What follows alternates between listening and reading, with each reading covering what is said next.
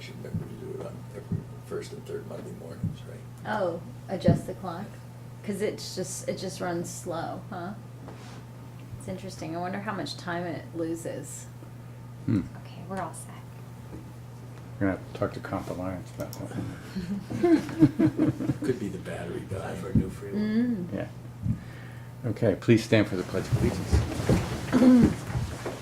I pledge allegiance to the flag of the United States of America and to the republic for which it stands, one nation, under God, indivisible, with liberty and justice for all.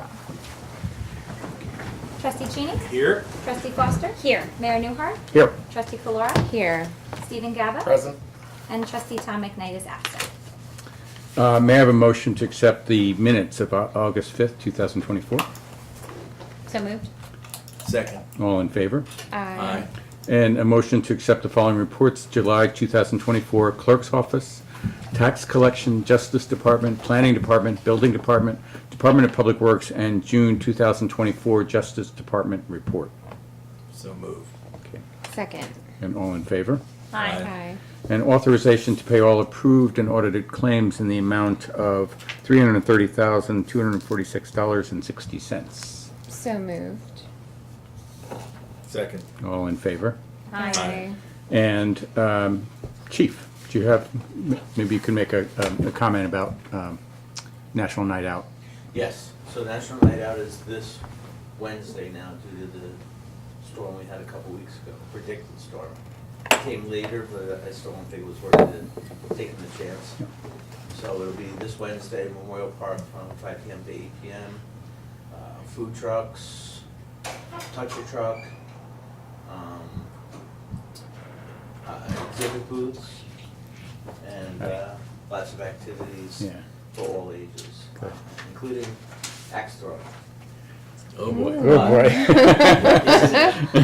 I've seen it. It's in a contained trailer with sides and a middle, so it shouldn't be too treacherous.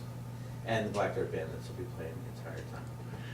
So, I was in Albany for a conference, and there was actually a venue for axe throwing, open to the to the public. You go in and I don't know, pay something to throw an axe. yeah, And it was it's actually a lot of fun. Yeah. It's safe, and there's no alcohol at National Night Out, so That's takes a- routine. that's a good One thing. element out. Yeah, Yeah. yeah. But it should be good. It looks like the weather looks like it's going to be perfect.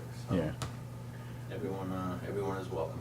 It's such a great event, and it's really grown to be something that we really look forward to as a community. The coalition, of course, does just a great job.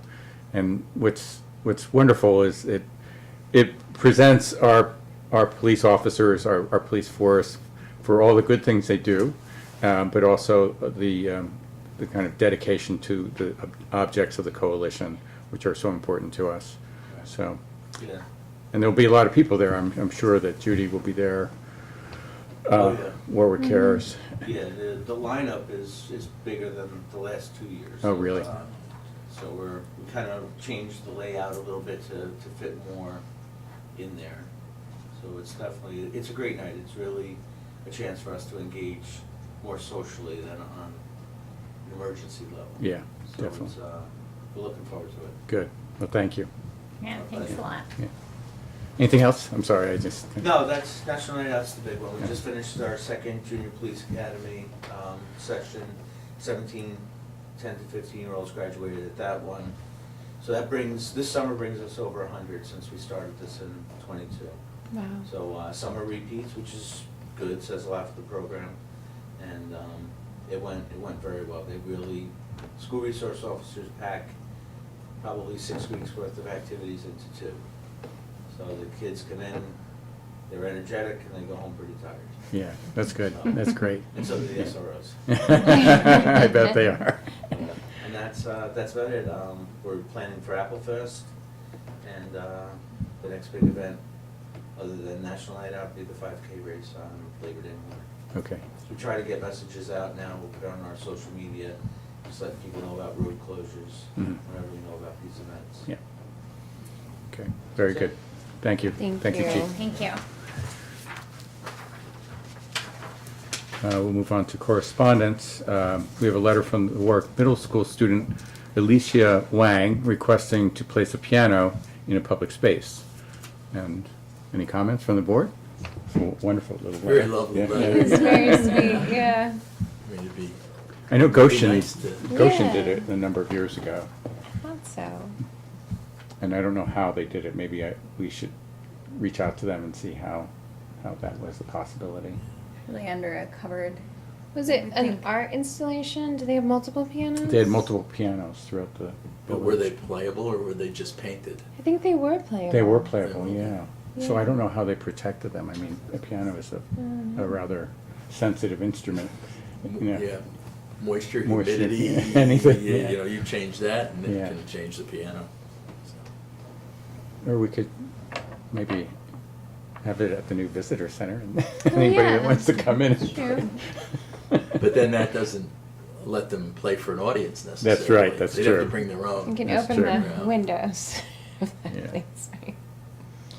Or maybe in one of our parks in a protected area. I don't know. We have the picnic pavilion in Stanley Deming. Mm-hmm. Could work. It'd be a lot of fun, actually. I'm Yeah, sure. I wonder if there are outdoor appropriate pianos Yeah. that are manufactured or. Well, Well, they're less susceptible to the elements. you Yeah. know, to Yeah, the- that's to what I the meant, changing yeah. humidity. and- Yeah. Yeah. Yeah. I'll respond to the young lady and just tell her that we're looking into it, and hopefully that we may make it happen. It So, is a great idea. Yeah. It also brings to mind though, you know, because there's I know that the Warwick Playground Dream spent a lot of time picking out outdoor instruments for the park that would have like a beautiful sound but not be really loud. Yeah. So even if we can't do a piano, maybe we could do something like that. Like that, yeah. Yeah. Very good. Should I reach out to Hannelore or about that? Well, maybe. Yeah. Weren't you guys going to have a meeting? Yeah, there's a meeting that's gonna be soon Okay, to hear back from them, so we could ask them. okay, Yeah. that'd be good. Okay, great. And then, that was it under correspondence, but under discussion, the first item is the 2024 New York Forward Revitalization Initiative Grant Application Preparation Services. And so we received two responses, and I have actually another one on its way from Millennium, which is a public relations grant writing firm out of Nanuet. But I'd like some feedback on these potentials. We have to really move quickly. I think that once this decision's made is one thing, but we should create a focus group or a group that will work with this grant writer for this period of time, and do some of the outreach that we really do need before, as part of the application. So I think we need to make a small core group of people that are important players, whether representatives from the chamber, from the Historical Society, person at large, maybe I don't know. I mean, we've done this before, but I think it would be good to do that. And we have the outreach facilities as far as the farmers market goes. That's always a good a good venue. So, but I'd like your thoughts about choice words and Barton and LeJudas. Did everybody see the second, more detailed response from Choice Words? I sent that today, or was it today? No, I sent it to Raina today. I sent it to you guys a few days ago. Sorry, Raina.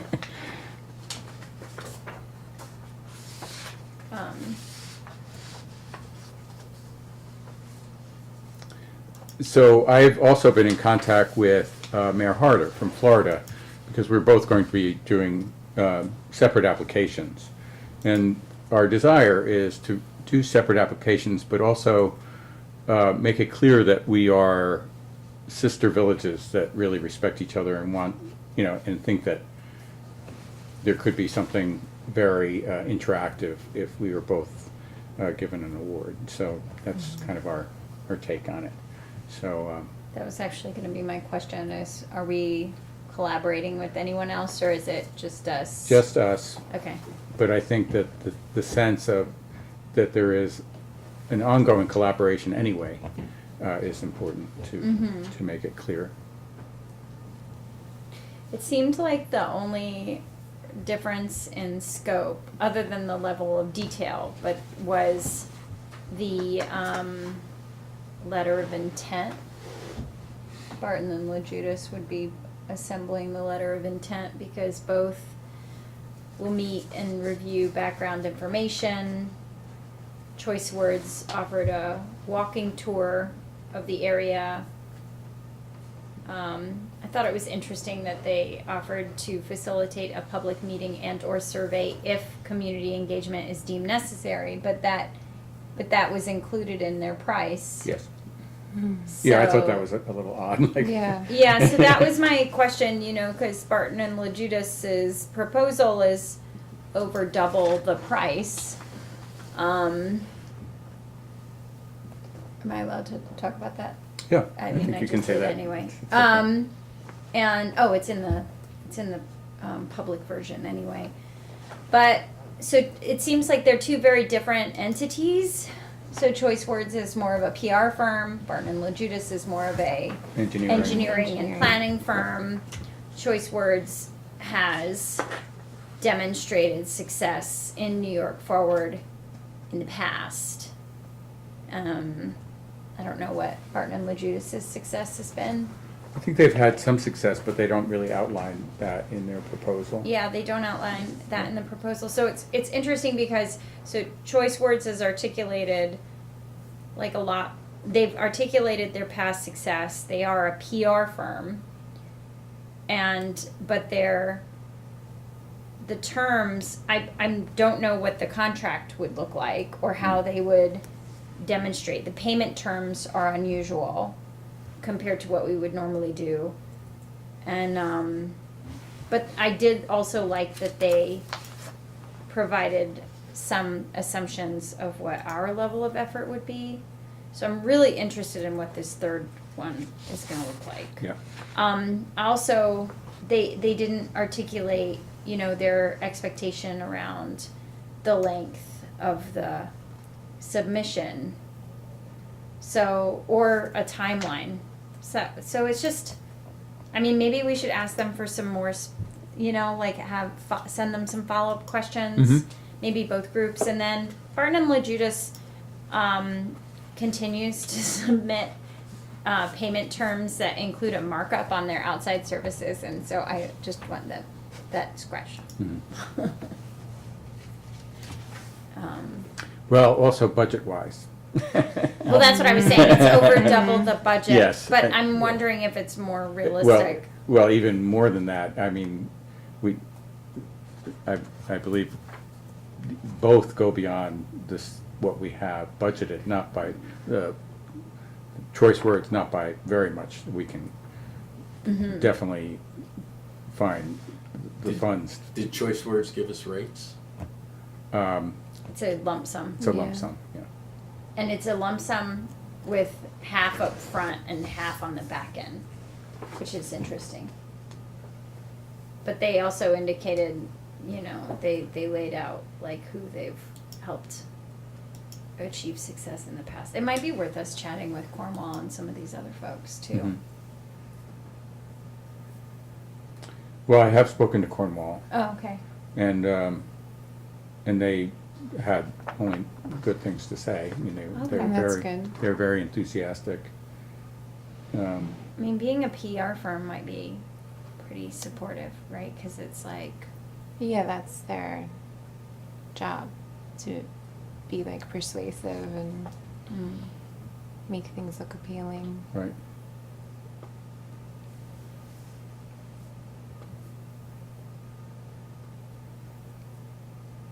Well, I think if you have some specific questions, I mean, I can set up a Zoom meeting, but I can't bring a quorum.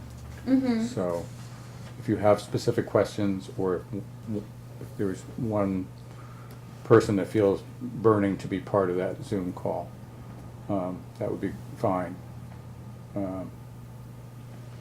And you said there's a third one coming. How much Right. do we have budgeted for the support? 10.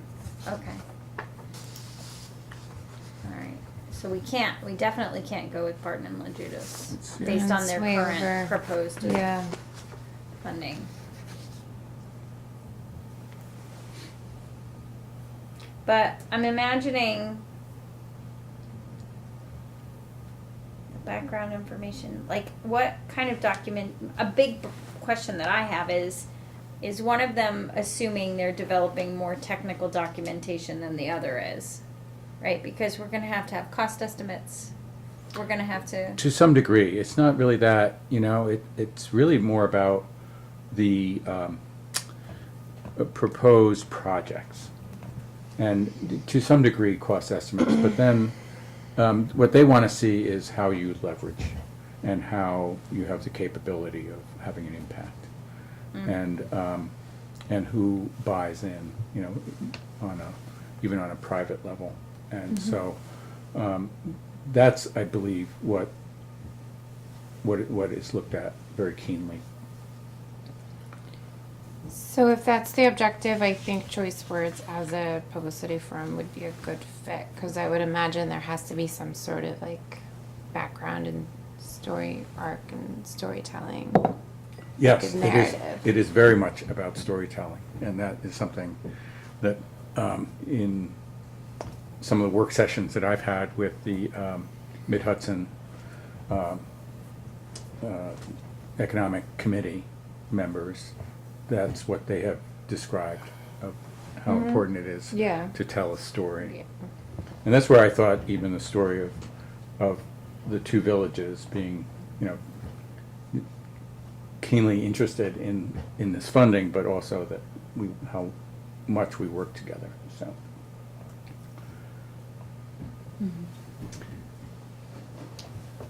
And we talked, both Dan and I spoke to all three of these groups, Millennial, Choice Words, and to Barton LaJudas. And when we first spoke to Choice Words and to Millennial, there were many options in terms of partnering with the town, partnering with Greenwood Lake, partnering, all, whether it was 3, 4, 2, or 1.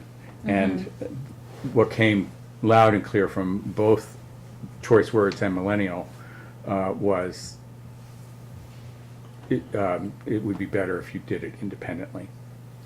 So. okay. And just from speaking with folks who gave you, did you have like a greater affinity, or you felt like you I- felt more confidence? I felt more confidence in Choice Words, actually. Yeah, mm-hmm. Okay. Based on the things that we had just discussed. Yeah. Do you know who did the application that Montgomery was a part of, that won last year? I believe that was Millennium. That was one. Yeah. But those were separate applications that received separate funding? Yes. And I believe they may have written Highland Falls. So.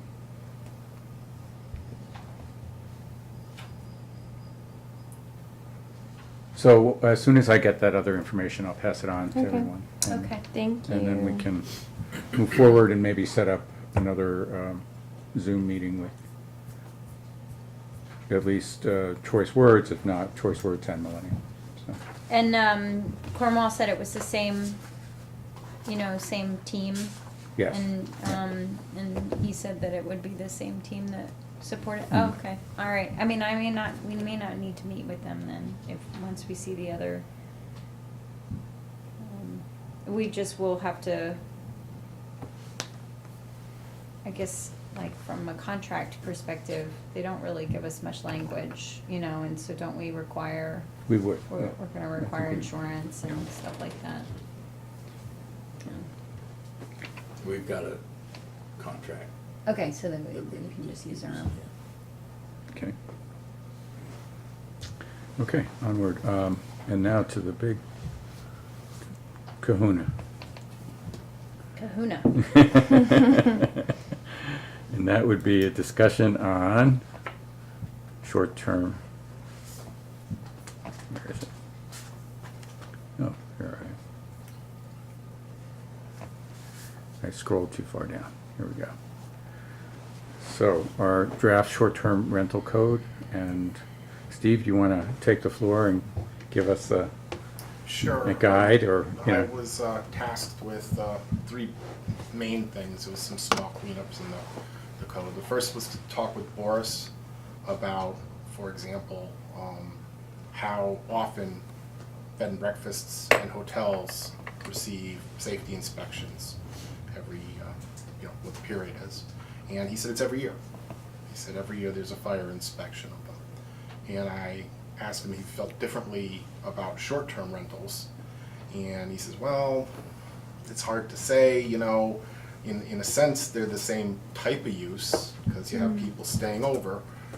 But at the same time, it probably isn't going to be as frequent a rental use, especially when you have the 6-month owner-occupied requirement for at least most of the homes here. So he said if you wanted to keep it at 2, he wouldn't be against it. He said 1 is more in keeping with what it is that happens to these type of commercial uses. And I asked him generally what he thought about the code. I sent you an email in regard to that, and for example, the square footage for the bedrooms, he said, is absolutely in keeping with the building code. He didn't see any reason to change that. He isn't concerned about the scenario where a dorm-like situation might occur. He doesn't think it would, as a practical matter, be possible given the requirements of the New York State, it's the international building code.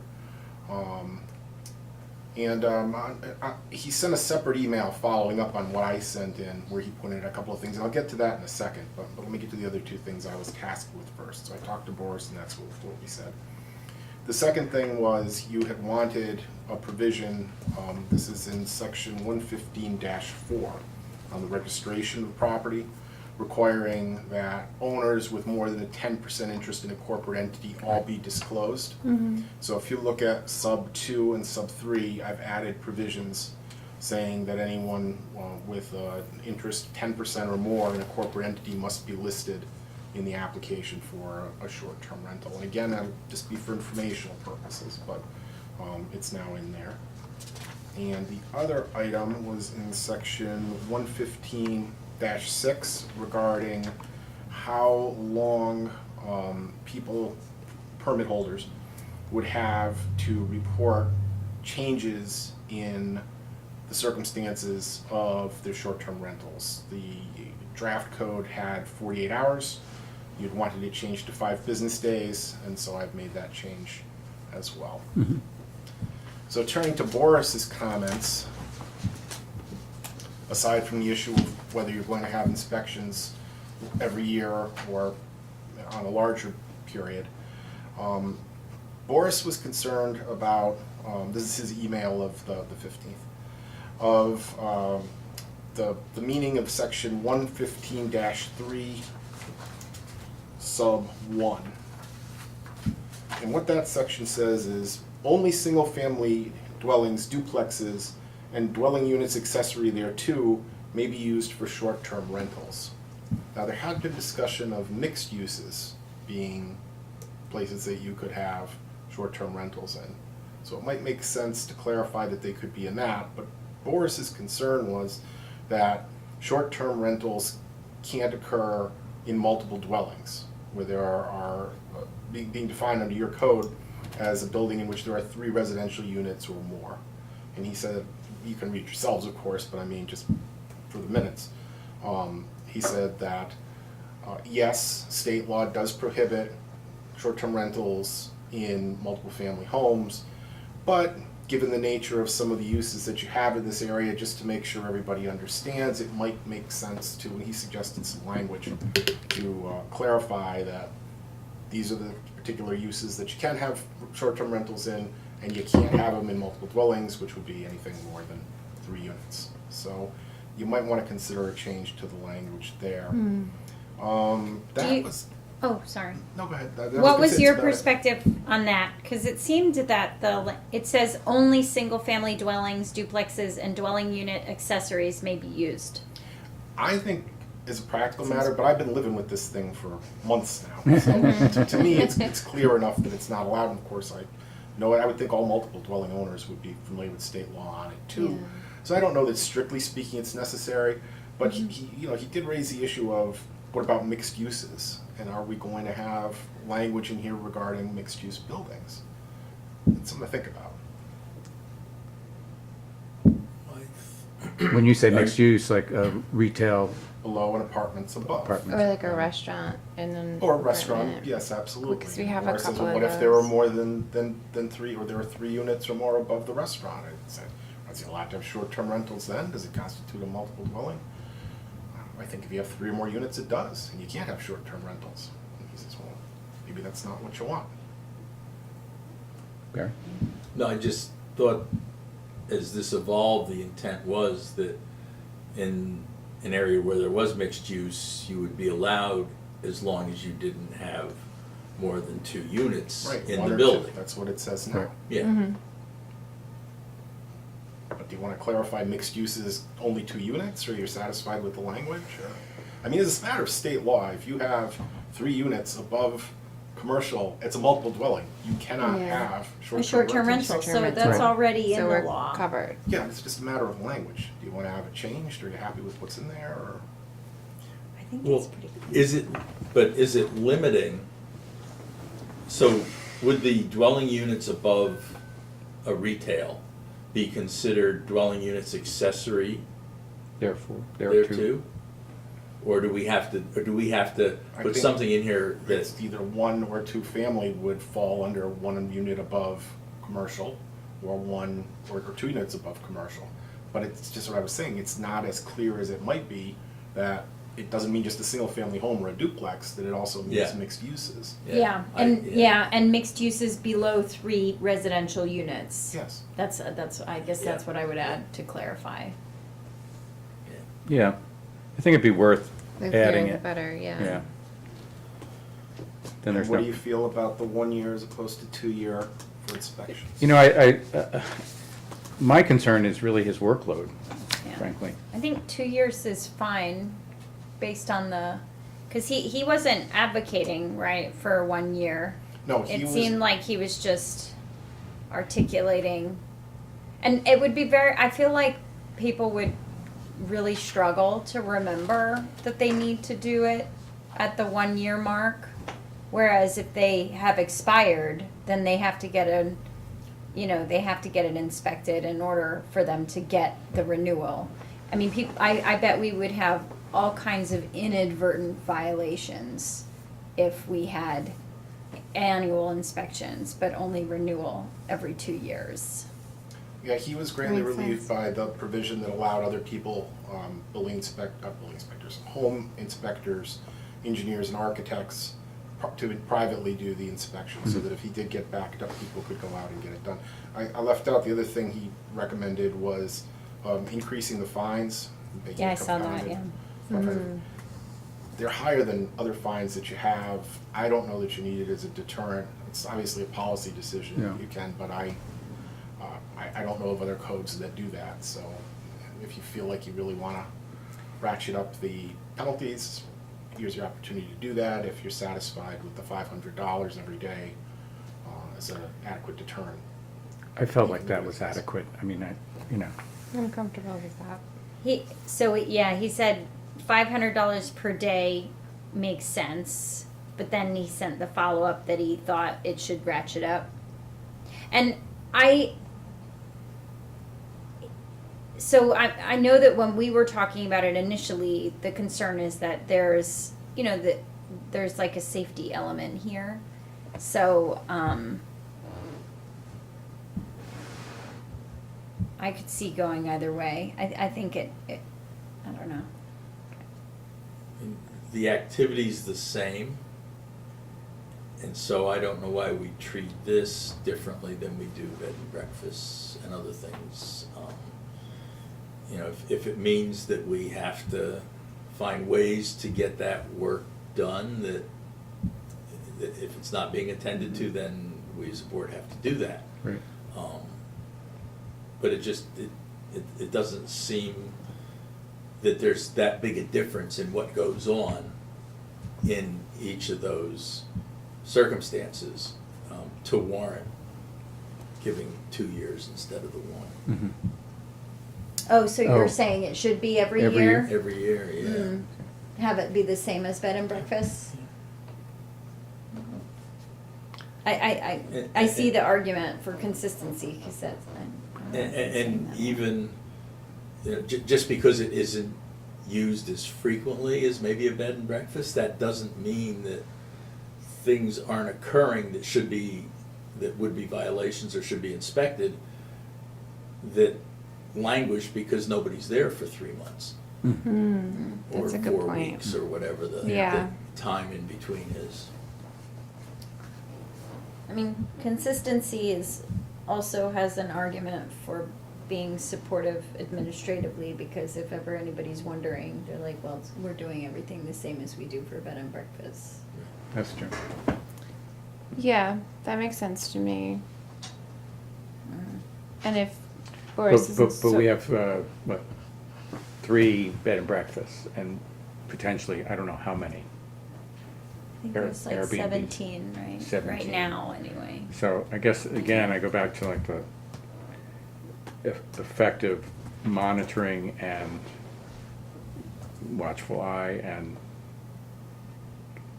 work Well, life. I mean, if Yeah. we're finding that we can't actually do the inspection, and we're able to then notify the property owner that they can provide the inspection Sure. certification, Okay. then, you know, that becomes an administrative matter that doesn't require any of our professionals to go and actually physically be at the site. Yeah, then at that point, it's just accepting and processing the, Right. Sending the letter telling them that Yeah. you need to do this on your own, or we're asking you to do this on your own. With that caveat, it makes sense then. I mean, to do it yearly.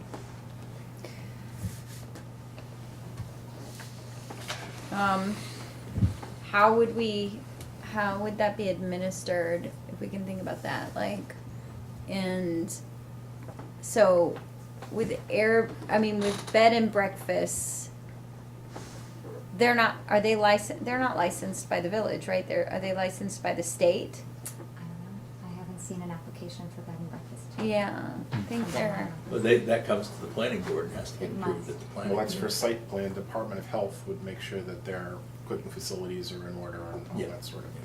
I don't think it goes through the county. Although I think hotels might be state, I'm not sure about that. But bed and breakfast, I'm pretty sure is county. county, okay. From a food preparation health standpoint, yeah. So then, would the clerk's office have to keep track of, or would code enforcement have to keep track of it? I think it would be code enforcement. Which they do now for the bed and breakfasts. Yeah. Okay. So they would just add them to the bed and breakfast, like, roster? Yeah. Hmm. Well, the diarying's gonna be a little bit of a difficulty, because these aren't all going to be on one given due date. So Right, all throughout right. the course of the year, it's gonna be, this one's up, that one's up, that one's up, that one's up. Right. And you may have some running around and catching up to do to say, hey, you didn't submit so there's gonna be some enforcement activity, even if it's just sending out letters saying you're delinquent. The municity, Wow. the municity program that we have that deals with our code enforcement things and building permits, that should be able to give us the reminders that we need to stay at least at pace with it, if not ahead of it. Yeah, if it's diary, when it comes in. It should pop up annually, and then check if you got your certificate or if they had you out for an inspection before then, sure. Right now, it looks like the village has 27 places on Airbnb and 11 on that Vrbo, I don't know, Verbo? Verbo. Verbo, right. That's a lot. That does. Yeah. I'm just wondering about, and so in this particular case, you think that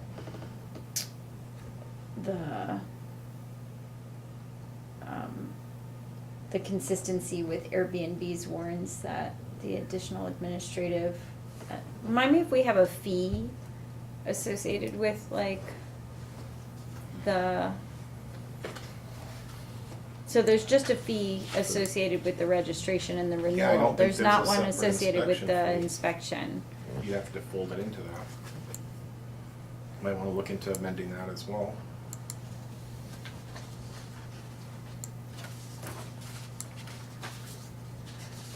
I think we're gonna have to go through all the fees in respect to this. No,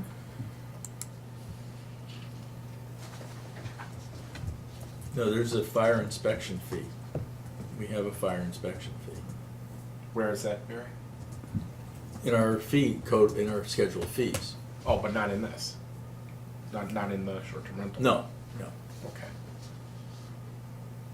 But So- it applies to, Fire inspections for assembly space, $50. General commercial, $25. Institutional, $100. Multiple dwelling, $50. I'm gonna change the page. Multiple dwelling over 10 units, $100. So I don't know, maybe we need to make a special one for B&Bs and short-term rentals, which we can do just by resolution of the board, right? right?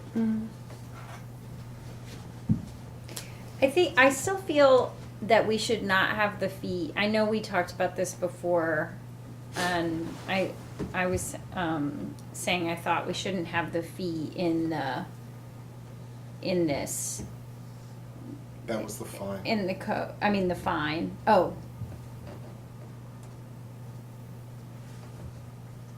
That was the.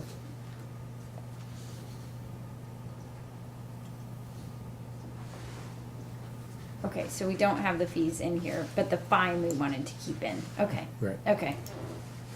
And then we just said we may subsequently change the amount of the fine. Okay. All right, so we don't have to worry about the fees here. But this says application, review, inspection, and renewal fees will be subject. Okay.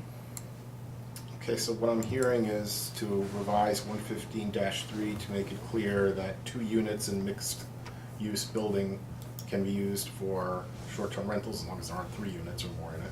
And 2, to change the inspection period from 2 years to 1 year. 1 year. 1 year. I am just concerned about what the administrative impacts of that would be.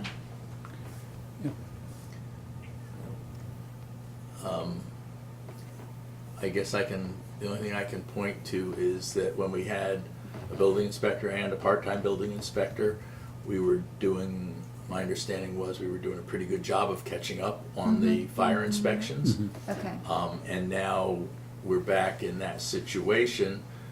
The current part-time inspector is taking the course for the certification, but is also shadowing, and at some point should, even possibly before certification, should be able to do fire inspections on their own, and even cleaning up building permits to issue the COs under Boris's direction. Wasn't Tony doing a lot of that too, Yeah, cleaning up? Yeah, yes. So- Well, I mean, we even had the intern a year ago going out and taking photographs of projects that were completed, like a roof or something like that, and then that allowed the building department to then close out the building permit and issue the CO. So Boris has the authority to use others to help him do his job. Okay. Well, why don't we start out with every year, and then if we find that it is hard, difficult, taxing, then we can revisit it. It's not that complex. I think that's a fine idea. Allow me to make these 2 changes, and I'll submit the revised draft for your first meeting in September. Adopt your resolution scheduling the public hearing then. Okay. And then you may hear comments from the public which make you change your mind on other things too. You can always also, you don't have to adopt it as per the public hearing. You may have to continue the public hearing and make changes, but Sure. I think that would be probably a better way to go than to set the public hearing tonight when you know you want changes to it. Okay. Sounds like a plan. I had a couple other things Sure. I wanted to bring course. up. 115-3-4, it says the parking it refers to to our zoning code for off-street parking. Does that mean we're gonna have to amend the zoning code to accomplish that? Because there isn't anything special in there at this point that covers short-term rentals. All it says, well, it's for 1 or 2 family homes, or if it's a mixed use, for a mixed use. And the short-term rental parking will be in accordance with the parking schedule for the underlying use. That's what I the board think wanted me to I draft. think there's a special parking requirement for bed and breakfast. But these aren't bed and breakfasts. I realize that, but We it's want it to be very the same as for similar. bed and breakfasts? Hmm? All right. I don't understand, I'm sorry. Well, certainly the usage has the potential to bring in more cars. The usage of short-term rental has the potential to bring in more cars than what I call a normal single-family residence. And normal would be they don't have any kids of driving age that still live there. But, because you can have 4 or 5 cars in a driveway, it's not necessarily uncommon.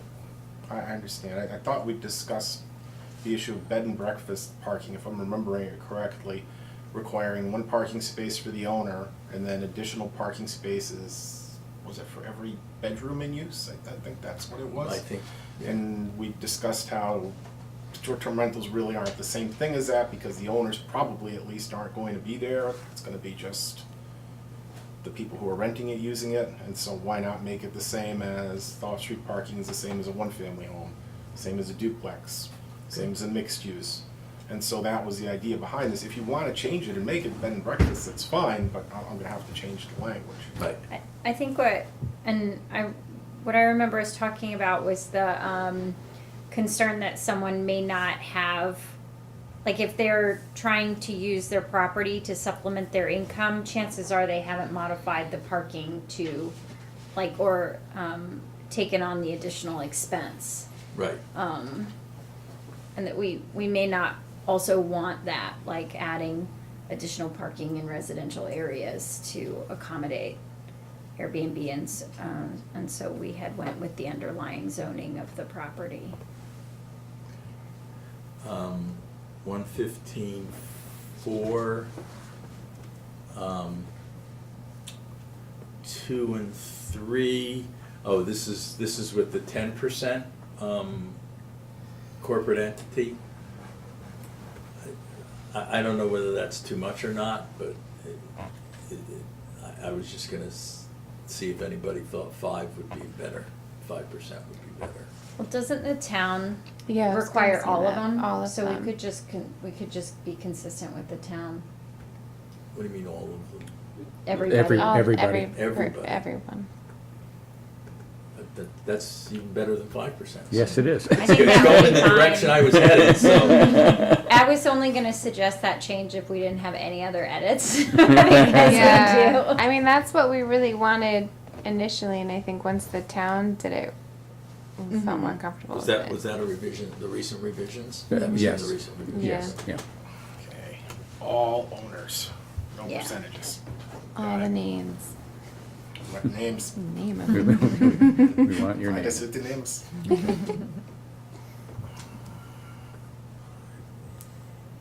still looking. So that's in 2 spots that you're gonna have to make that. Yeah, 2 and 3. It's no big deal. Yeah. So 115.5 for Roman numeral 4.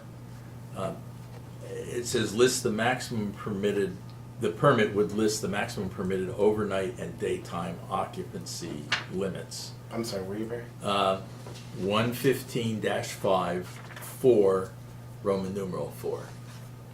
Yep. I understand how we calculate the overnight, how that would be calculated, but I was just, we don't really describe how we calculate the daytime. You want to just make it Capacity. maximum permitted occupancy limits?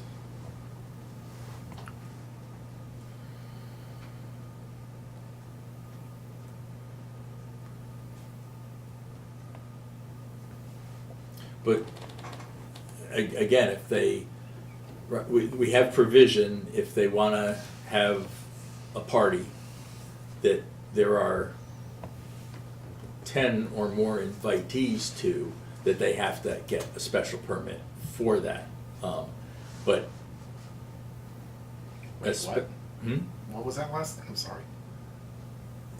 For anyone, for a tenant holding a special event for which there were invitees, if there were more than 10 invitees other than the occupants, there's a clause in here that requires that they get special approval.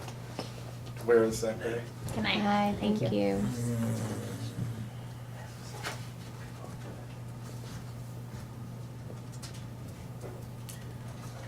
Okay, it's 115.6 Here it is. to 6. In the 3. event that short-term rental tenants plan on using the residence as the site of a party or event involving more than 10 guests or invitees, the owner shall require that the tenants disclose such intention as a condition of the rental and shall require the tenants to undertake measures, et cetera, Okay. et cetera. But I So don't see there's anything no, about a no, there's no special permit, I'm sorry. So, if they're gonna have a party, the tenants have to tell the owner.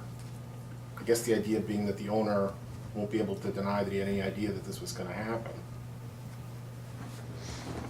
And the point of the provision regarding maximum permitted overnight and daytime occupancy is if you're gonna have a party with 10 or more guests, what's the occupancy limited to? Not necessarily legally, but you as the owner, what are you gonna let, how many people are you gonna let be in there? Is it 10, is it 20, is it 50? You Well, know? but again. And same thing overnight, how many people can sleep in that building that are you going to allow as the owner? I don't think it's looking for the legal. Well, we've set that. We've set the maximum number of people that can stay there. We have. Yeah, in 115.544. So, When we issue the permit, we're gonna tell them how many people, list the maximum permitted overnight and daytime occupancy limits. So we're basically gonna say that the overnight occupancy limit is going to be calculated on the basis of the number of bedrooms and beds. you are right. Okay, 115.54, 115.5 5-4. dash 4, sub 4, Four. says that in the application, they have to state what the maximum overnight and daytime occupancy limits are. We said that. We approve the permit, so once they recommend it, we would approve it, yeah. that's Yeah, they exactly right. propose, right? Yeah, And and then then we if you approve. don't like it, you'd say, no, we're not gonna grant that for 100 people, that's crazy, 50, 25, whatever it's gonna be. So that's in the application, and then grant of the permit here says permits shall be on a form approved by the building inspector and shall at a minimum state, Right, that's the approval of what's in the application. right. You see? Okay. I mean, it looks a little duplicative, but I don't think it really is. No, I wasn't suggesting it was duplicative. I guess what I'm getting to is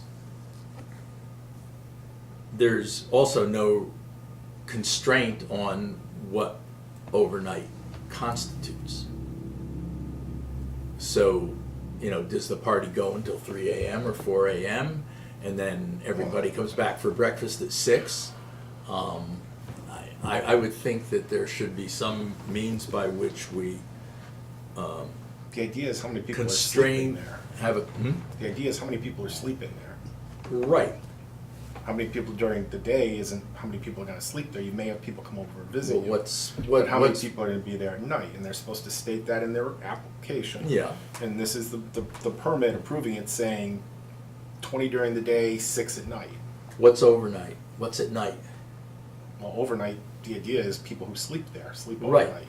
Right, so you've got a limit of people who sleep there. Well, Yeah. I mean, if the party goes on until 4 in the morning, are the people who are not allowed to be there overnight, and are still there, are they in violation of the code? I think there should be some So definition you of don't, overnight. You don't like, yeah, I hear you. You're concerned about the word overnight and daytime occupancy. I have concern about overnight and daytime occupancy because, like what you said, if you have an Airbnb and you have a pool party, we're not concerned about that. We're only concerned about how many people are sleeping there. Unless it gets out of hand and it's over 10 people and they're parking everywhere. So I just think this Well, in 4 sub 4 list the maximum permitted overnight and daytime occupancy limits. Either has to be defined or I don't. I think that's the way to do it, is to put in definitions in the Yeah. definitions section Yes. of overtime and Thank you. overnight rather and daytime. In daytime. And I think Overnight you would can be make like it as- between the hours of midnight and 4 a.m. I do a, Midnight and 8 a.m.? yeah. Oh, I wake up at 5. So you don't care what the neighbors, or what the Airbnb, or the short-term rental next door with the pool party? No, I do. 5? But what I'm saying is, well, I guess the thing that so what imposition do we have on like a regular person's house, right? Because there's already the noise ordinance. There's already all of these things. At what point are we duplicating all of that? And you know, But this comes down to what they're permitted to do in this particular circumstance of a short-term rental. And so I think you need to put some restriction on the overnight relative to the hours that overnight covers. Because if you don't, well, we were still partying at 4 a.m. Yeah, so yeah. We haven't gone to bed yet. Yeah. I could see that. but if they're not disturbing the peace, do we care? That's the thing. Like, what we care when the peace is disturbed. We don't care that somebody's having like a dinner party until 4 a.m. Yeah, but they're not gonna be having a dinner party until 4 a.m. The chances of there being a disturbance rise, I would think, significantly. The more people you have in the house to the later hours at Yeah, night. I mean, that's true, but it's not necessary. It's not necessarily going to follow. You're- And there are people No. that have midnight dinner parties. Like, so I don't think that, I think that our goal is to limit disturbance in the community and to ensure like health and safety. Like, we're not here to micromanage like people's social time. It's really, so I think we need to put in the minimum requirements in order to accomplish our goals, but not go beyond that. I hear what you're saying, and I understand the motivation behind looking at it that way. You want to keep out of people's business, but you're putting in place a licensing scheme. In the licensing scheme, you're saying, just let us know how many people are going to be there. Do you expect during the day? And if you're going to have 25, tell us 25. If you're going to have 30, tell us 30, whatever it is. And how many people are going to sleep in there overnight? You know, is this you gonna have? And you can give us a large number. It doesn't have to be literally. And then when you get to the issue of, well, all right, what does overnight and what does daytime mean in terms of those numbers? It's, I think, important that people have some idea as to what we're talking about. I'm not too worried about people abusing it. That could happen, of course, but I don't think you're going to see that widespread. But just as a matter of drafting code, if you have a term in there overnight and you have a term daytime and you don't tell people what it is, Yeah, I mean, the It's- hours should be articulated, but I guess just If- one thing relative to safety is Yeah. if we don't have a restriction and show the hours for the overnight, and the party is nice and quiet, but instead of 4 people in that bedroom, there are 12, because that's where they crashed, and God forbid there's a fire, it's a lot more difficult to get 4 people out through a window than it is to get 12. and but there's how do gonna we deal with that in residences? be more trash and there's gonna be more cars overnight. Yeah. The impact's gonna be greater the more that you allow that type of thing. If you define it, then you know what you're getting at least. I just We- feel we like can't, this but we is don't slippery regulate slope. I mean, we have other codes in place to mitigate the risk of this level of disturbance. I don't know that we need to get into this level of detail when we already say you cannot, you can't disturb the peace in such a way. You can't do it, And X, there's, Y, and there's, Z. and there's times. And there's times articulated for that disturbance. So if we're trying to mitigate the risk of noise, nuisance, and garbage, I think that we have to think, okay, where do the limits of what our existing code can accomplish, and where does this need to pick up? And I think that what we have now does that. We don't need to go beyond like our existing code and over-regulate like the use of a property beyond like what we say in our code we already need. If you wanna leave it as it I is, you can leave it as don't it agree is. with you. I don't. I mean, there are so many Airbnbs and short-term rentals in my neighborhood that if each one of them is supposed to have 2 people and I'm walking home late at night, I feel safe knowing that there's only 2 people. If each of those places is having 10 people and having parties, I'm not going to feel that comfortable. And I think a lot of this code is to make sure, because a lot of these Airbnbs and short-term rentals are in residential neighborhoods, we have to make sure that the neighbors feel safe. And this, as a neighbor, makes me feel safer. That we are being so picky and fine-tuning and naming maximum numbers and hours, like that makes me feel better. Because there's a lot of places on my block that are not short-term rentals where there's constantly people coming in and going and leaving, and who's this person and where do they come from and where do they live. And that's like what Barry said, God forbid there's emergency. I don't know how many people to count for if there has to be an evacuation, or I don't know if there's people living in the basement. So this, I'm comfortable with this. As crazy and picky as it is, it makes me feel comfortable. But I do understand your point. Respectfully. Yeah, no, totally appreciate that.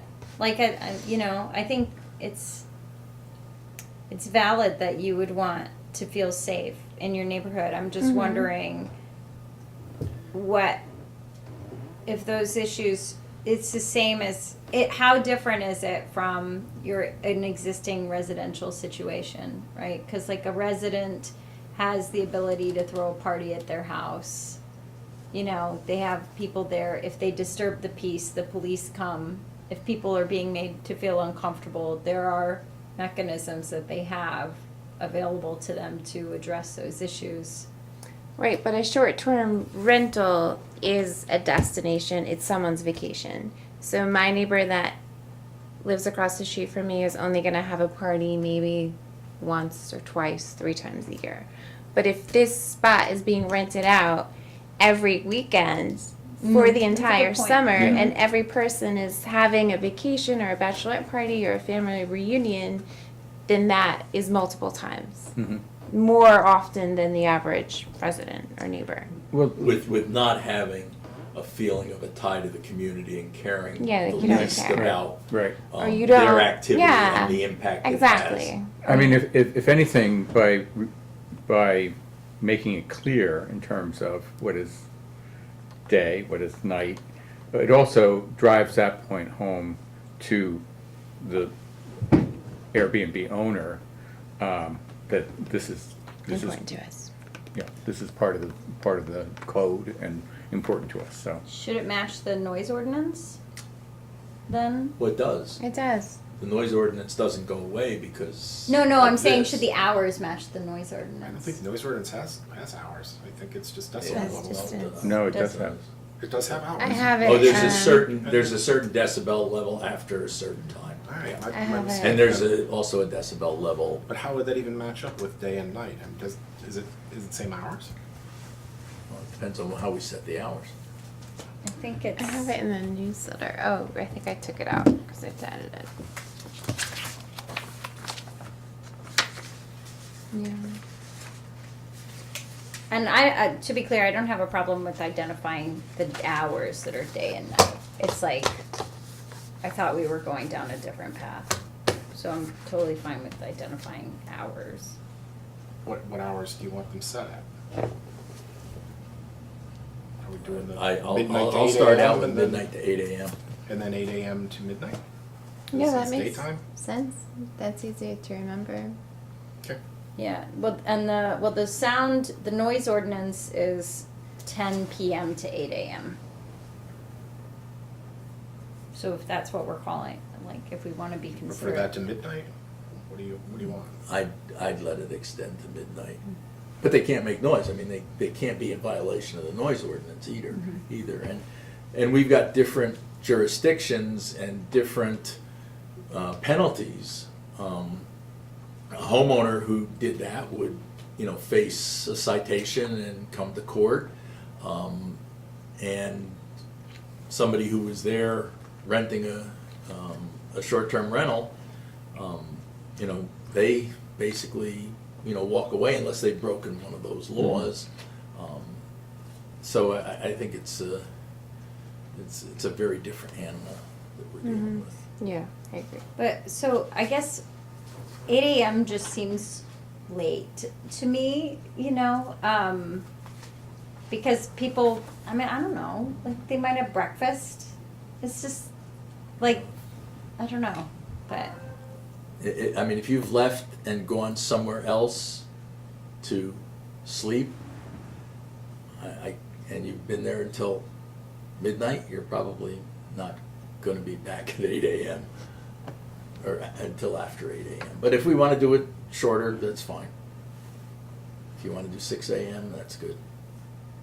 I think 12 to 6 is reasonable. I was thinking 12 to 4, but 12 to 6 is reasonable. Yeah. Okay. okay. And 115.9.4, Roman numeral 5. And this has to do with the notification. And No, but is that the right 115-9-4? I'm sorry, There is a 4. 115.9.4. No. 4 and 5, do you mean? Because Maybe those 4 deal and with 5.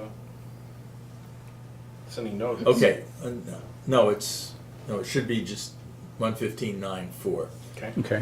The building inspector determines there was a violation, and I don't know whether this is reasonable or legal, but we send it out certified mail, basically requiring that the recipient, the owner or agent, must respond to in recognition of the receipt of the notice, and if we don't hear from them within 10 days, then the permit gets yanked, even before.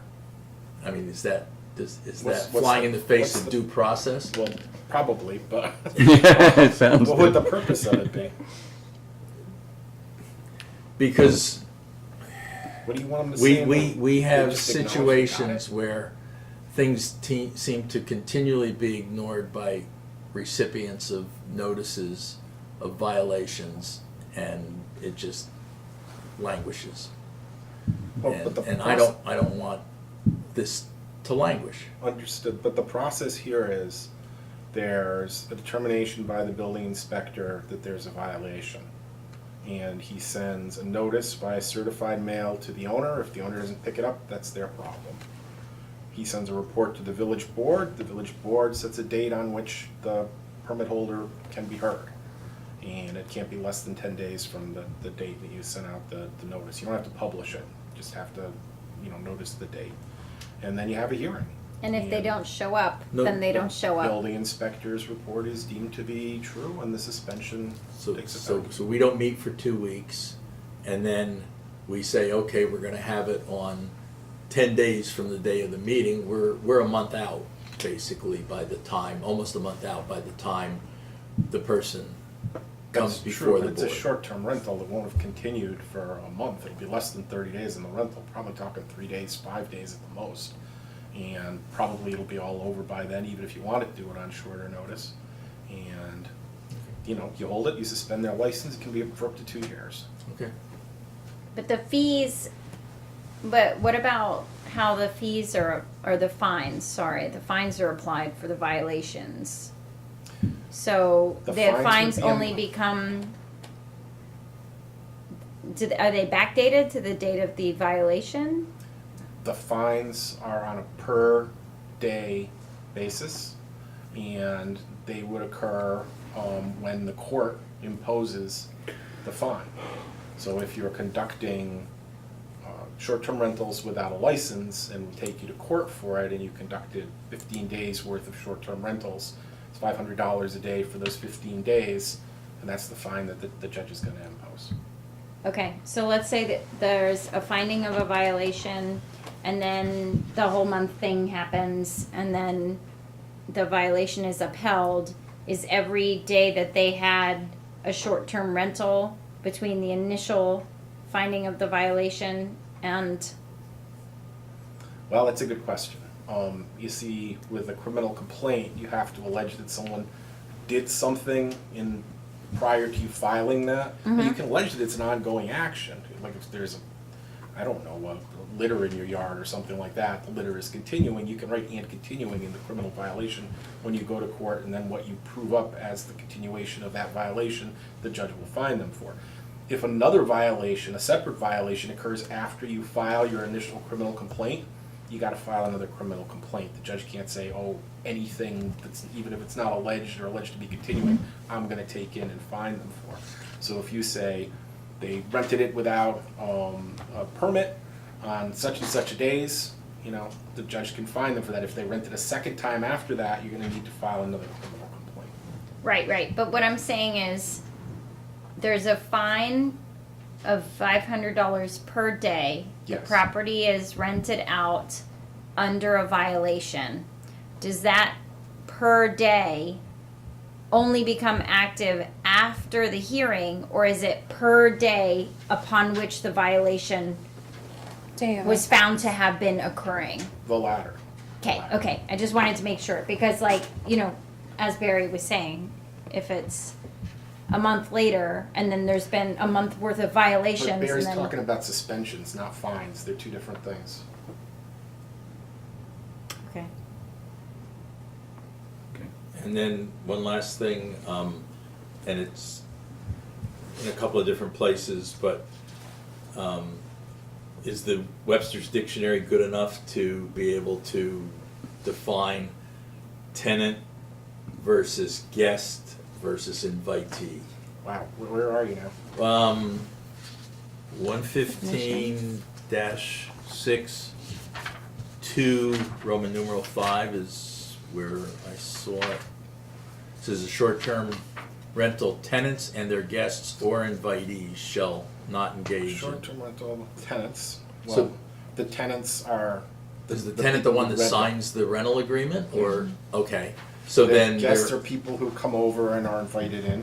Invitees is, I guess redundant now that I look at it. Yeah. I mean, are guests and invitees the Well, same? I But- think I'm sorry, no, Barry. go ahead. Going back to our nighttime, daytime pool party scenario, I think invitee makes sense to me as a person that's at the pool party, not a person that's spending You know the what? night. Day- Guest could be the someone daytime spending the guest. night, and invitee is somebody Maybe, who's just showing yeah, up to nighttime guest versus, and daytime guest instead of. Yeah. you don't really you want me to define those two well, in the definition? It's gonna have a 20-page. I get, you know, the tenant in basically definition. signs the lease agreement for it. Yes. And then there are additional individuals who, at the tenant's discretion, are also able to be there and to stay overnight. Right. And then there are Those are guests. the gang, the people that Are come to having the flash party. a dinner party at midnight. Those are Right. So it I just, think that covers everybody. I don't know that I we think need to it break it does. down further than that. but does it define it? No, it doesn't separately define it. I think the Merriam-Webster's dictionary is what you go with on that. If a judge throws you out of court because he doesn't know what an invitee is, I mean, Okay. look, I'll be happy to write it up for you, put it in if that's what you want, but I just don't think it's necessary. Okay. Okay. Anything else, Barry? No, I don't think so. I think I'm good. I definitely appreciate. I do too. Yeah, All you're seriousness. thinking through all of these things.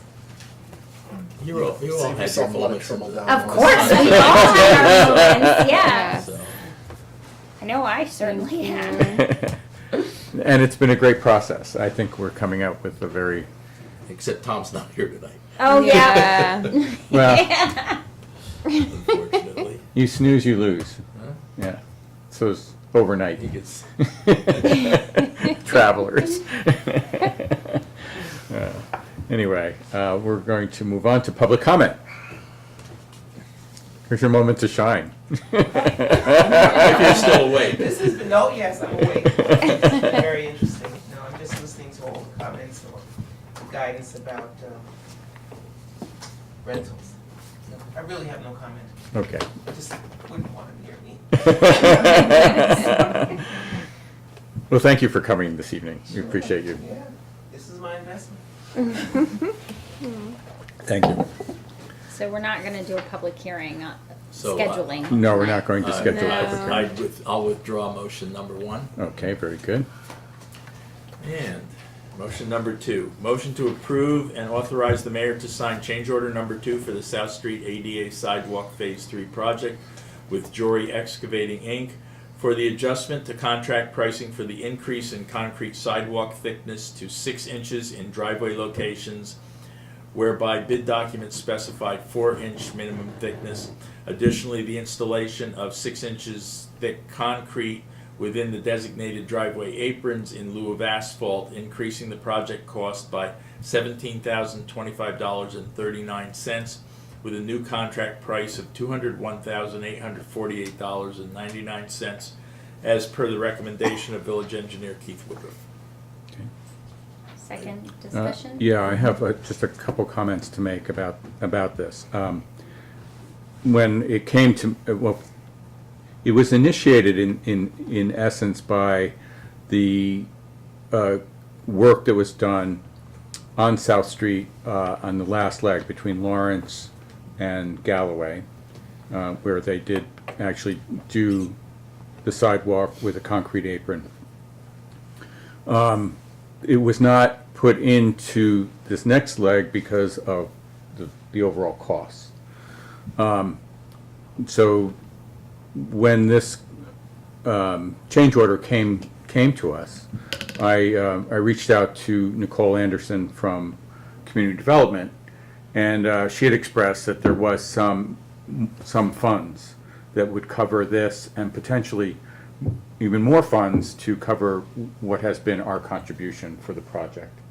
So we were awarded, I believe, $111,000 for the project, and to date, if we approve this, it will be $201,848.99, and it looks as if there are projects in the pipeline that have not happened throughout the county, in which she will have some discretionary funds to give to us.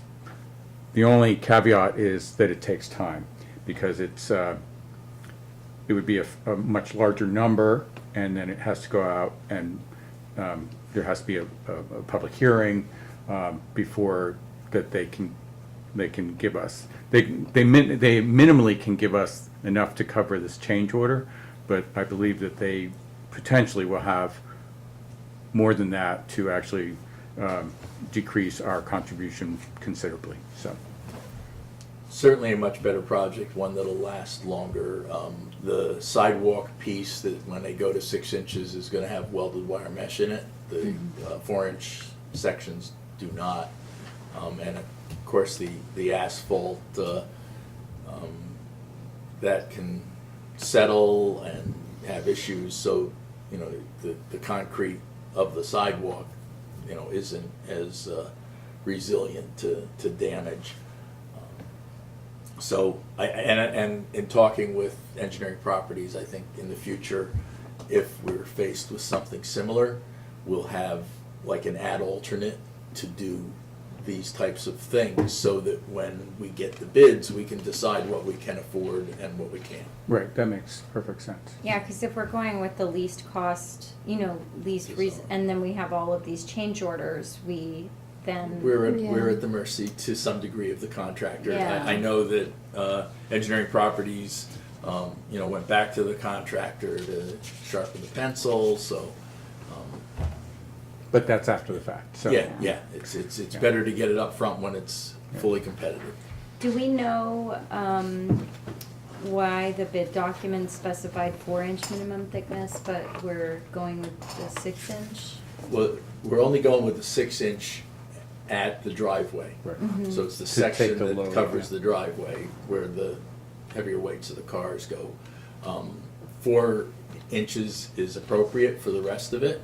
And again, it was the you know, seeing what the engineer's estimate was, knowing we only got 112, and trying to keep the price down so that you know, we didn't you know, our contribution was less. And you know, in hindsight, it's a better situation. It's going to last longer. It's going to be a better project for everybody, and it's, you know, it would have been better if we'd have done it as an ad alternate item in the bid documents. Right. And these are, one of the things that I find myself wondering about, and I'm not saying I have an opinion on this, I'm just wondering about it, is, you know, and recognizing that the sidewalk repairs that we're doing are in heavily publicly trafficked areas. We are upgrading and repairing sidewalks in areas that, like, they have fallen into disrepair, and the code still articulates that the maintenance of the sidewalks are the responsibility of the adjacent property owner. B, that the village does have the ability to make changes to these sidewalks at, you know, as needed, right? We do have the right to do that. But then C, we also do have the right to cost share. So we can, you know, we can impose requirements that they make adjustments when they have allowed the property to fall into disrepair. We can, you know, take on the cost if we are able to. We can cost share. And so I just find myself wondering about that, because there are a lot of areas where sidewalks have fallen into disrepair. People have the expectation, because we are taking these actions, that the village should be doing it for them as well. So just something for us to be thinking about. The projects that we're doing are very specific about ADA compliance. Yep, and they are in highly publicly trafficked Right. areas, and so they are public infrastructure. Right. So I just kind of want to name, these are all like healthy tensions, you know? It's true. Um, It's good. Managing expectations. Right? Yes, yeah. Yeah. Anyone else, any other comments? Mary? No, I have no No, comments. okay. So we have a second. All in favor? Aye. Aye. Aye. Motion to approve payment number 1 in the amount of $6,156.95 to Jory Excavating, Inc. for the South Street Sidewalk ADA Improvements Phase 3 project for work, including the project mobilization and the initial demolition and excavation work As per the recommendation of village engineer Keith Woodruff, funds are appropriated in budget code A 5110.4400. Do I have a second? Second. Any comments? All in favor? Aye. Motion to approve payment number 3 in the amount of $77,227.40 to TAM Enterprises, Inc. for the Pole Barn DPW project for work including the final excavation, preparation, and the pouring of the concrete foundation slab as per the recommendation of village engineer Keith Woodruff. Funds are appropriated in budget code A 1640.2350. Second? Okay. All in favor? Aye. Motion to accept the proposal from Barton and LaJudas dated July 26, 2024, with a total cost not to exceed $99,920 to provide consulting and professional services for the Village of Warwick multi-use trail feasibility study project as part of the 2023 Empire State Development Strategic Planning and Feasibility Study Funding Program. Funds are budgeted in fiscal year 2024 to 2025, budget code A.1440.4. Second. Okay. Quick discussion. I would like to amend the motion to strike the markup on external services that they have in the contract. So they have included that. I don't know that it would actually apply in this particular case, but they keep putting this in there and don't want to see it. They have outside services, including lab services and printing, cost plus 15%. That's not, I don't think that's reasonable because they would be charging us at an hourly rate for them to go through the process of, of ordering those outside services or whatever. So then they're ultimately going to be paid for those things twice. And so I would ask that they struck from the proposal. What page is that on? Page, section 7, page 2. Last page. That's good. Oh, yeah, the last page. And they do have expenses in here. It doesn't articulate where they would be getting the printing, et cetera, from. They're minimal additional expenses. I just, as a matter of principle, I don't want them to be including that in their proposals or contracts. I think that'd be fine if it's not. Yeah, and also a lot of grants probably would not allow that. It's pretty standard practice, I will say. I mean, Yeah. I don't know that 15% is the right number, but to have a markup on outside services, it's Yeah. pretty standard. I mean, we faced it with engineering properties to the point where if we have a subcontractor like a survey, well, they do their own surveying. Right. But if we were to have an outside surveyor or to have some other, borings or something like that, we go direct to avoid that charge.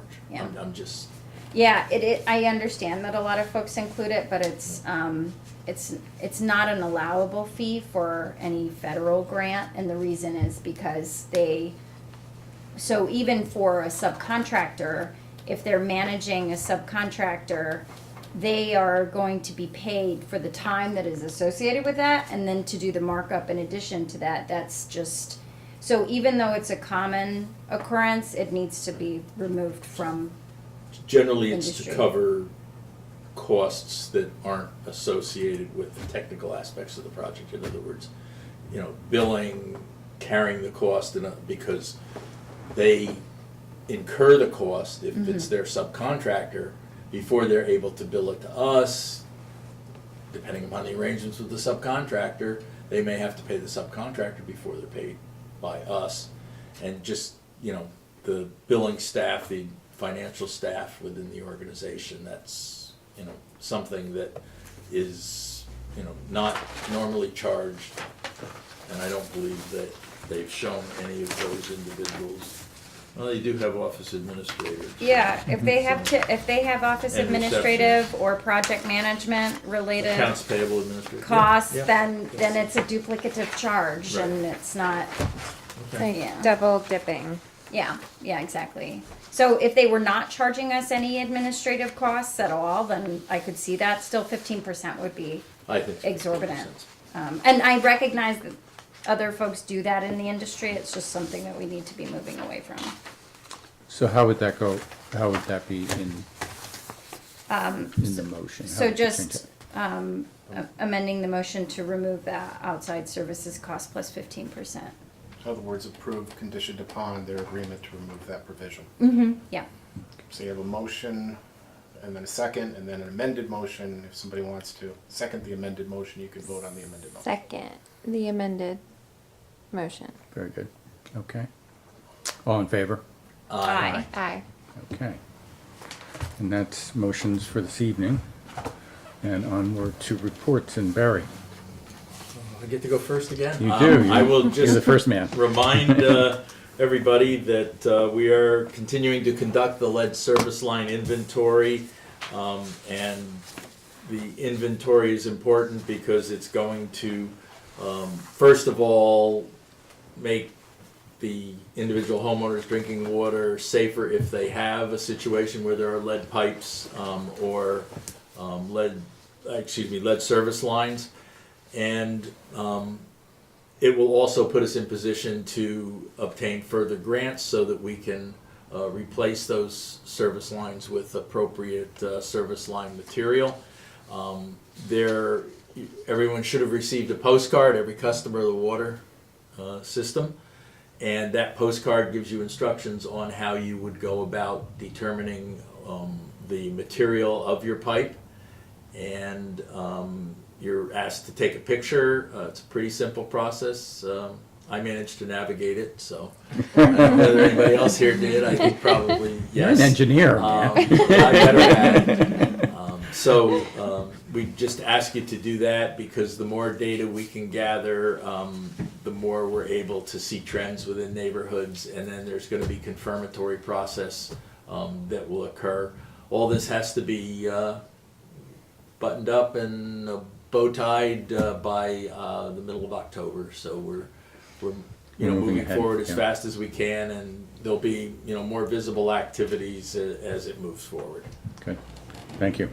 Yeah, I appreciate all your work on this, and also Trustee Kalora. Yes, she did a great job at the exhibit that we've had. We'll be at the farmer's market again Yeah, this this Sunday. So if With anybody examples. that's listening would like, you can stop by and see it in action, pretty much. Yeah, and I'm sorry, just a correction. The deadline is October. We're asking people to submit the survey a month prior, September 16th. So if you could submit Or your sooner survey. if you can. Right. Really, the sooner the Tomorrow. better, because it'll save us in the subsequent steps. And if you're having any problems or issues or have any concerns or questions, you can contact Village Hall and talk to the water billing clerk, who will hopefully be able to assist you or put you in touch with someone who can. Great. Very good. Thank you. Thank you. Carly, do you have anything? No reports from me tonight. Do you want to just do a teaser on the dog park? Yeah. Wait, where? The fence is up and people are already in it. Are they? Yeah. Really? Oh my. I think you should then, because Oh, I okay. clearly missed the boat on that. Well, you've been working Yeah. so hard. We have sort of one of the initial projects, really, for our master plan for Veterans Memorial Park, and that is an Eagle project that is headed by Joey Sanzone, and we are partnering with him, and the project is a dog park, and the fence is up. It's not complete, but I've gotten reports that people are already using it. So obviously there's a need, and if people have really wanted this for a long time. It's a wonderful spot, and we've saved as many trees as we could, and we're just ironing out the details of what happens inside, and people have been very generous, buying bricks and giving donations for the monumental sign that's going to be put in place. And it's, what is it? It's for service. Yeah, it's an honor. It's to honor veteran canines. Yes. Yeah. which goes with the concept that this is Veterans Memorial Park, and actually almost connected to the Patriots Walk, which will be next Yeah, door to it. it is, so- it is. It's associated with that. That's exciting. Yeah, it is exciting. When did the fence go up? Oh, Last week, wasn't it? that's the end of last week, yes. We're looking at you. Yeah. Yeah, I'm looking at you. I'm emailing our insurance agent.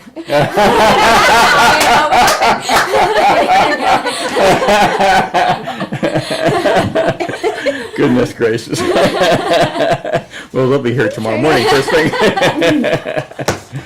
Oh, that's funny. But, so it's, but this is just the beginning of many, many projects that will be happening in Veterans Memorial Park, and we're very excited about that. I think we'll see a lot of activity in the spring as well. Yes, yes. And I am pleased to announce that we finally closed on a property at Robin Bray. There's a Facebook posting about it. This was a very important small piece. It's 2 acres in the village, adjacent to a 14-acre piece of parkland that the village owns called Lewis Woodlands. And this Robin Bray property we wanted to protect it because it's part of a corridor, a stream corridor that leads to the Wawayanda, which is the main stream that goes to the village, which is actually a tributary eventually to the Hudson River. But this was a gift from the owners, partial gift from the owners, Marina Case and Jeff Ilario. And also, we gratefully used open space funds from the town. And so there was really no cost except for legal costs to the village residents. And so it was a real win-win situation. And it's not exactly a parcel you can walk through because it is very wet, but it is now protected.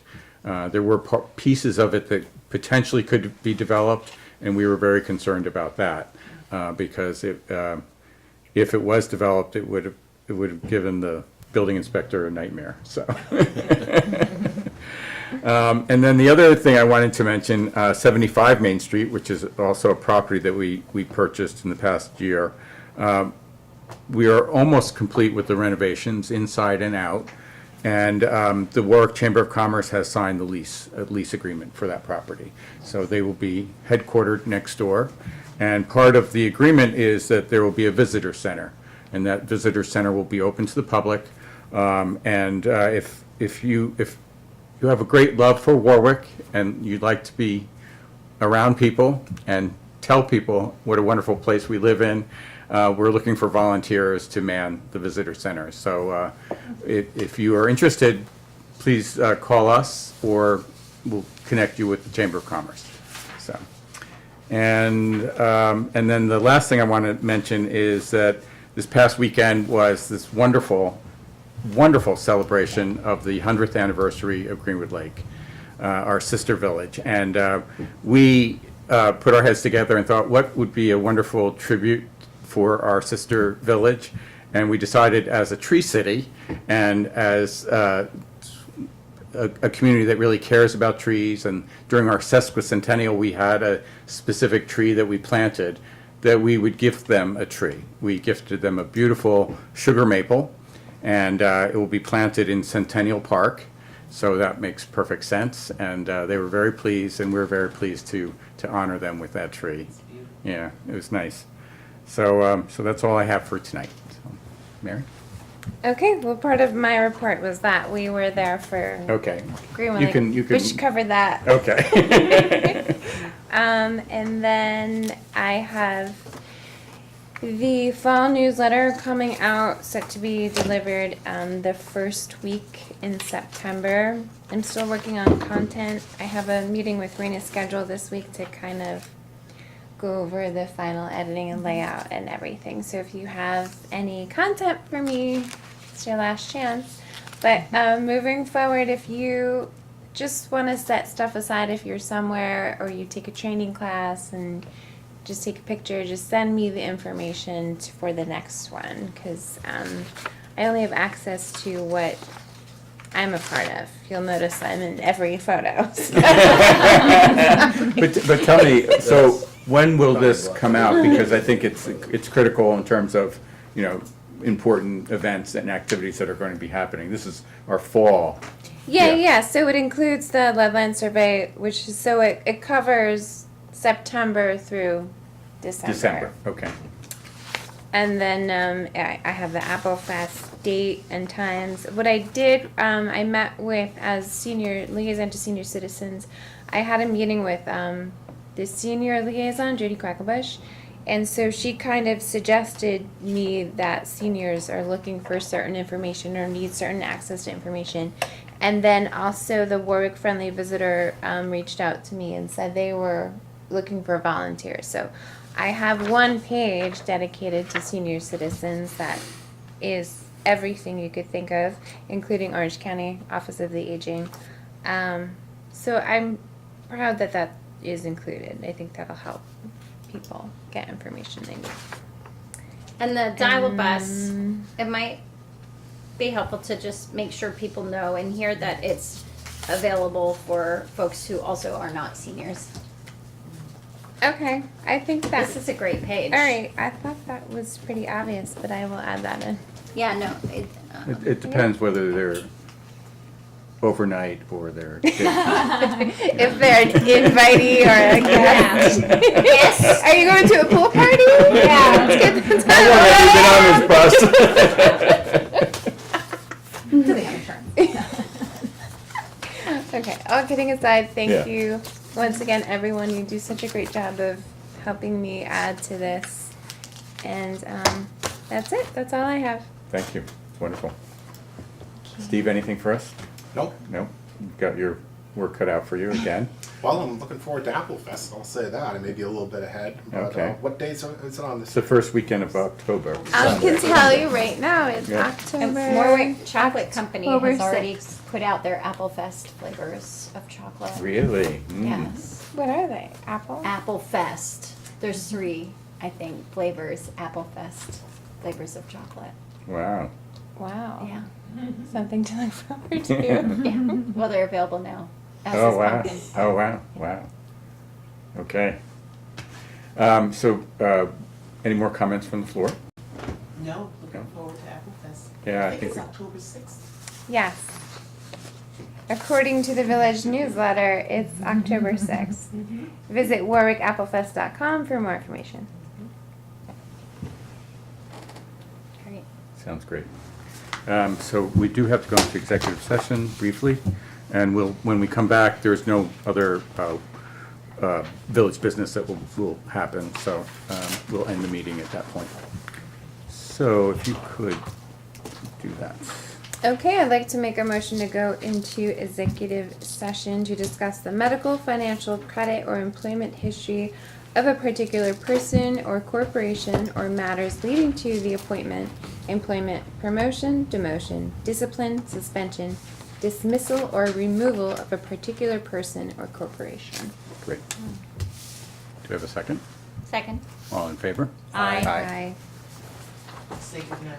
Good night, Good thank night. you. Thank you for coming. Thank you for Nice to coming, we see appreciate it. you.